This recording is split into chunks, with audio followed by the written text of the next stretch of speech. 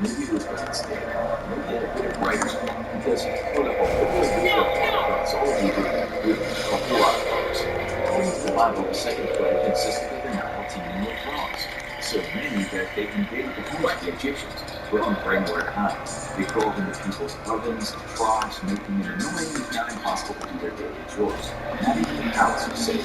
Pharaoh himself had been crawling under the throne room. Speaking of how they was probably annoying enough, but let's not forget constant protest. While sending an invasion of frogs to Egypt might seem like a massive fight, the guessing about a secret sleepless night with a horrific building off in the Pharaoh's ear every few seconds, he was seriously thinking about alternative labor methods in his future. And this is actually one plague that may still happen today.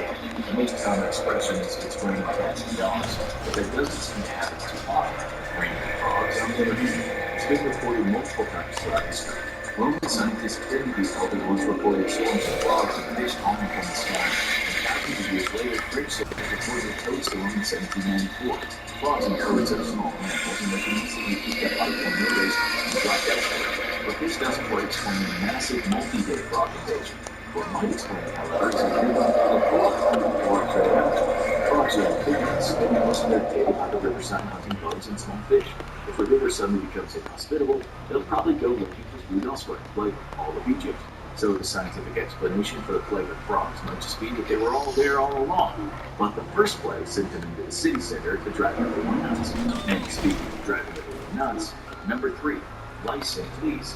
Every time summer comes around, the mosquitoes, ticks, and gnats come out in full force and drive everyone nuts with their bites. And there's no quicker way to break down someone's resistance than to annoy them into submission.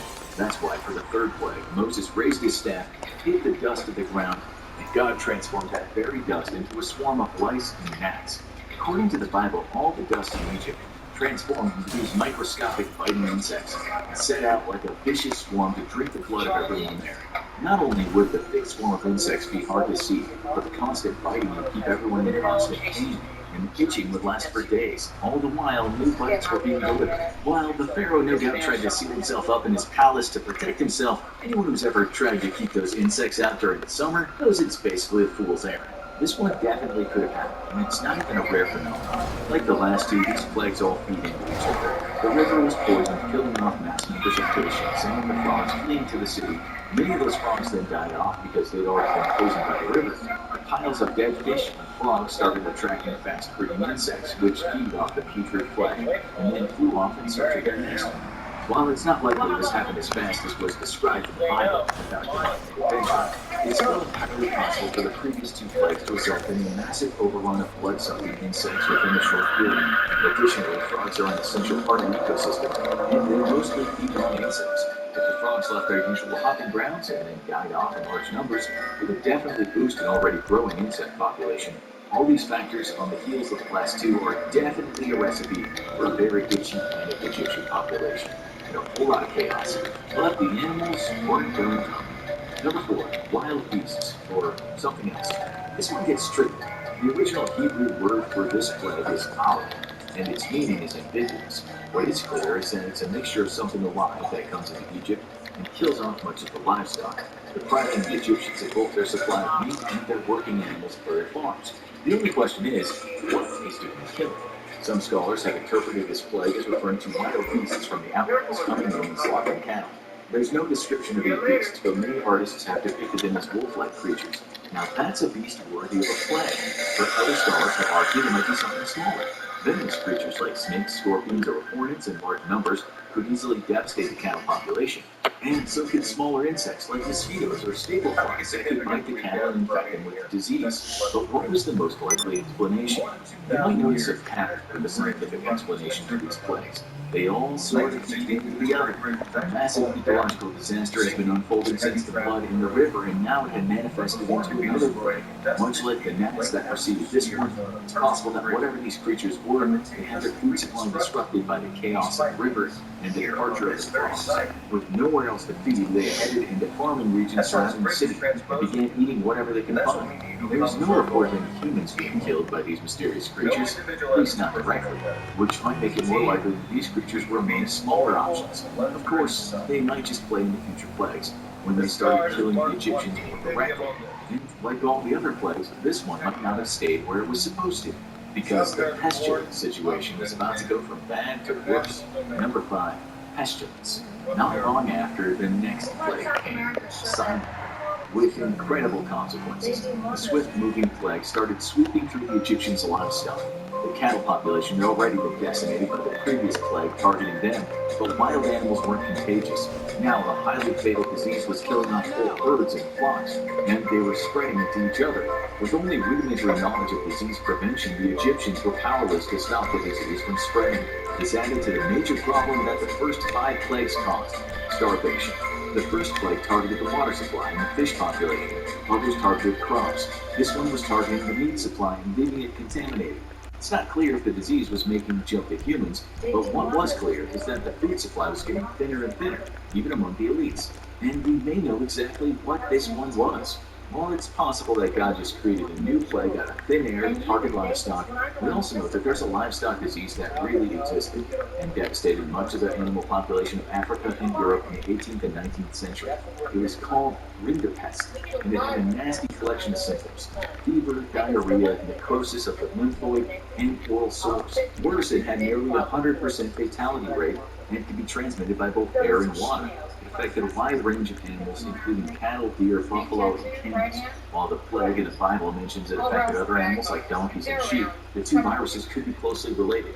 The good news is rinderpest has been eradicated. Due to its devastating impact on the food supply, the United Nations Food and Agricultural Organization focused on making it the second disease after smallpox to be eliminated.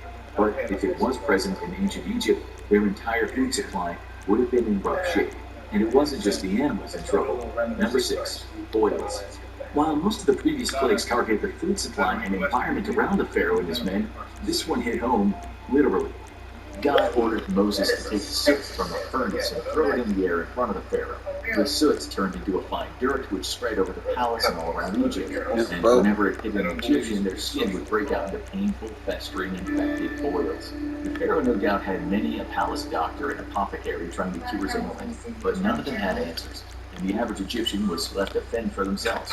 Not only did this cause the Egyptians constant pain, but it likely left them open to infection once the boils burst, leaving the painful skin underneath exposed. After all, in ancient society, sanitation standards weren't quite up to what they are today. People didn't know germ theory. With most people working in manual labor jobs and painful sores not being a good enough excuse to not work, this created a big problem for Egypt's populace. But was there another explanation for these dermatological tortures? Scientists have studied the description of these boils and have come up with a number of theories. One is, once again, a continuation of the previous plagues. With the massive die-off of livestock due to pestilence, it's likely that many animal bodies would have become a breeding ground for biting and stinging insects.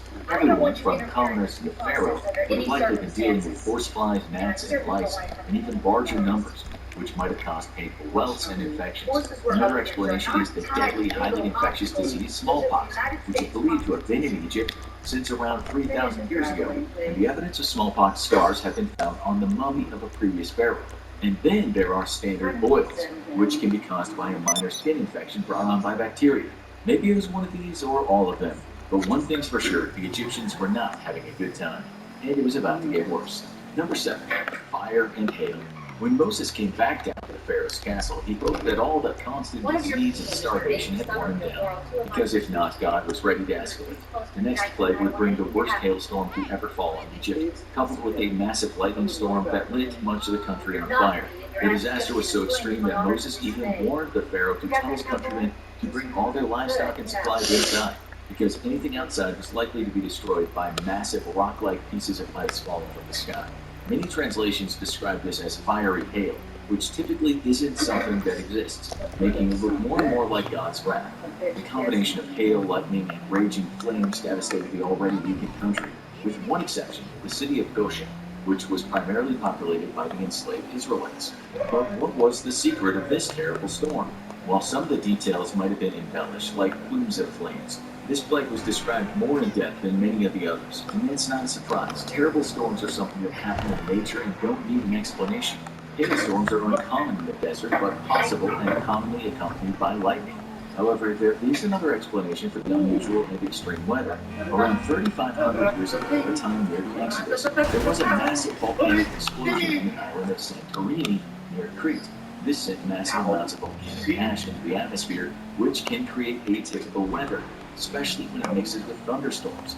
This could account for the unusual size of the hail, which was accompanied by lightning strikes and fire.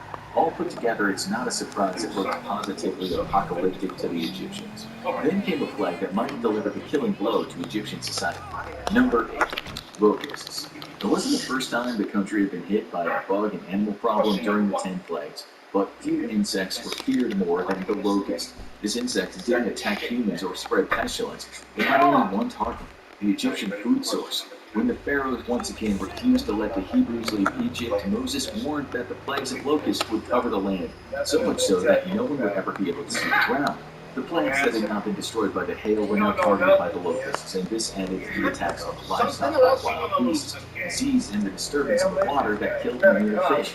This meant that all corners of the Egyptian food supply had been devastated, especially for the lower classes. This meant mass starvation. When the peasants can't eat, even the pharaoh should start getting nervous of possible rebellion. When people can't feed their family, they have nothing to lose. And this plague also follows a simple chain of events. Did God send the locusts? There's no way of knowing, but if Moses was a savvy performer determined to free his people, this is one he could have seen coming. The theory that the hailstorm was caused by a volcanic eruption means that the ash will cause weather anomalies, including more frequent rain and global humidity. Even with humidity, locusts found it easier to breed in unstable climates. The ash was going to linger for a long time. That meant they would arrive in Egypt for a feeding frenzy. See absolutely no reason to leave. Many of these plagues came from Egypt, so Moses might have taken a string of backlog and used it to intimidate the pharaoh and get him for slaves. After all, if Hebrew God was supposedly controlling nature, is it really worth trying to find out what he's going to do next? The pharaoh apparently thought so because the next two plagues would be the most dramatic ones yet. Number 9. Darkness. When the pharaoh rebuffed Moses once again, God sent him a message: stretch out your hand to the sky, and the sky will respond. Darkness fell over Egypt. Not just any darkness, but inky black darkness that no one could see through. Only those with lights could fight their way through what was called a pitch black night. Except this night didn't end. All around Egypt, it was like the sun had been blotted out, and it didn't rise again for 3 days and 3 nights. The Bible claims that the Jewish people in Egypt were once again spared from the plague, with lights in their homes, but this is only mentioned briefly. Moses may have warned them of what was to come, allowing them to stockpile oil for their lamps, so they could make their way through the darkness with ease. Or maybe God was just that powerful, and he wanted the Egyptians to see that the only people he was defending would have light. But the scariest thing about the darkness is that it could happen again.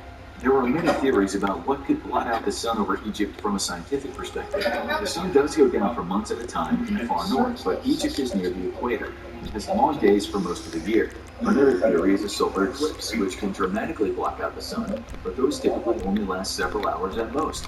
Instead, the most likely answer might be that a darkness resulted from that same source as the last few plagues, the massive cloud of volcanic ash settling over Egypt due to the volcanic eruption.